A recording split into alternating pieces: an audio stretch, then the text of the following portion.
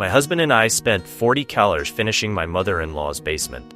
She's a widow, still very active, but my husband is going to inherit her house, and she invited us to move in with her, so we did. Now my mother-in-law, aka MIL, is acting like our foster child is a major problem to bring into the home, even though we asked. MIL knew FC was moving with us. We finished her space, painted her room, etc. But MIL says she doesn't like FC. For no reason, no behavioral problems. MIL refuses to give my daughter and FC a key. She doesn't want my daughter's boyfriend to visit. She keeps turning off lights while I'm working and bringing people into our space without warning. So her friends have caught me getting out of the shower twice. We've only been here 2 weeks. Anyway, long story short, we had another conversation with MIL about these issues. Turned into a fight, my fault. MIL said she doesn't want us here. She said her name is on the title and it wouldn't be too expensive for us to move out. I tried to leave and get a hotel, but my husband took away my phone and keys and repeatedly blocked my exit. But I managed to get away. I went to a neighbor's house and called the police so I could get my phone back. Well, apparently he obstructed justice and perpetrated DV by taking my phone and canceling my attempts to call 911 through my Google Home device. So yeah, hubby was arrested tonight and IDK what to do. I'm gonna bail him out first thing in the morning. He's completely non-violent, no criminal history or prior arrests, but I'm worried he might divorce me or something. This is completely non-typical for us. We hardly ever fight, and we've never called the police for help. What do you think for getting mad that MIL doesn't want our foster child here? And for feeling like the basement should be our space since we're paying in half the mortgage and paid to renovate it? Also, what do you think for calling the police to get my phone and keys back? I didn't want my husband to go to jail. He doesn't deserve it. But I accidentally got him arrested. Help. Resolution. A very expensive lesson. I have decided I'm the asshole. I have 2 children who need me. I need to play nice. I had my asshole butt in court as soon as the doors open. I refused to make a statement or press charges. I spoke with a victim advocate, and she helped me speak with the DA's office. I told the judge I have made a terrible mistake. I have never felt physically unsafe around my husband, and have taken every possible action to negate the charges. He was released on recognizance. I was able to modify the mandatory protective order so he can come home. Lol. It doesn't feel like home. The only thing he cannot do is buy firearms and ammo, or be intimidating/harassing. My husband's brother asked me not to be present for his release, though I had waited there all day. My daughter and FC are staying at his brother's house tonight, and so is my husband. MIL locked the girls out tonight, so they don't want to be here. I get it. His family doesn't want to be alone with him. I feel like I'm the perp. And honestly, I blame myself. As I did this, I didn't mean to do it, but I did. And I was reminded that all it would take is one call, and he could be doing time. That's terrifying. I can't let myself freak out again. It would ruin all of our lives. The only scary part for me is realizing I don't have anyone to call. My family of origin is still in the cult. And I kinda lost my friends and community when I realized I was agnostic. My dad is a Baptist preacher.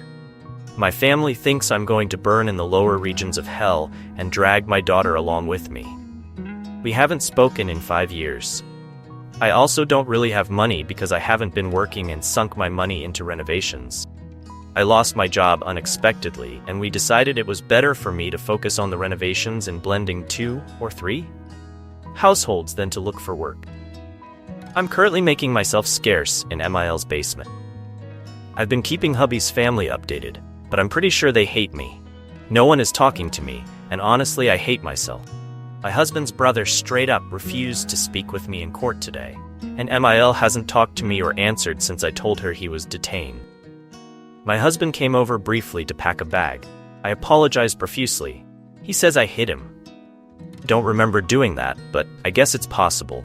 But I think if I hit him, it might have when he blocking my exit. Neither of us were violent people, so I really don't know. It happened quickly. In fairness, I got through a bottle of wine that night and 100% should not have stepped into an ongoing discussion with Mile. That's why I say the argument was my fault. I did not start the fight, but I did escalate it. For the record, I was not going to drive. I knew I was drunk and I would have 2 minors with me, but I did need to leave. We've talked about this in therapy, and I needed my phone to find where to go. Also, in fairness, I do have bipolar disorder. I'm fully medicated and in therapy, but I have some serious issues because I was raised in a cult and was physically disciplined on a regular basis. So I don't do well with authority, and I'm not great at distinguishing reality from my own perception, which means I'm primed for being gaslit. So I hear. I did share all of the information, my bottle of wine, my diagnosis, etc., immediately with the arresting officers. It didn't change the fact that they had to arrest him for taking my phone, interfering with a 911 call, and preventing egress. Let this be a word to the wise from an absolute fool. Sometimes cops do their job too well. They should be allowed discretionary judgment in a possible arrest. State law does not always permit it. They didn't want to arrest him after we explained the situation, but said they had to. Anyway, neither of us wants a divorce. I'm having a medication check with my psychiatrist. We both want to get counseling, couples counseling, family counseling, individual counseling, anger management, anything like that. We've also both agreed to stop drinking. It's not worth the risk and probably fucks with my medication. Another reason I might legitimately be the asshole. More importantly, my husband and I have agreed that we all need to move out of Miles' house ASAP if we're going to make this work. I'm hoping we can stay together, but it's going to take a lot of work to build up trust between us. But, guys, I might be the a-hole. Here's some update if you guys wondering. So to answer some questions, our foster child is not officially in the foster system. FC is my daughter's best friend. She came to live with us a few months ago after her mom kicked her out. Mom is an abusive hoarder. FC went to live with her sister next. But the sister's boyfriend was trying to solicit blowjay from FC. She had nowhere to go, so we opened our home to her. There's no legal arrangement between our family and hers because FC is newly 17. So close to legal adulthood. Yes, we had multiple conversations with MIL about bringing FC with us. I was not willing to move into MIL's house without FC. We got ourselves into this sticky situation because I lost my job and housing in our area is astronomically expensive. I do have a hard time recognizing this as domestic violence. I was basically raised in a cult and was controlled and physically disciplined regularly. To me, this is the healthiest relationship I've ever had. I do have mental health issues.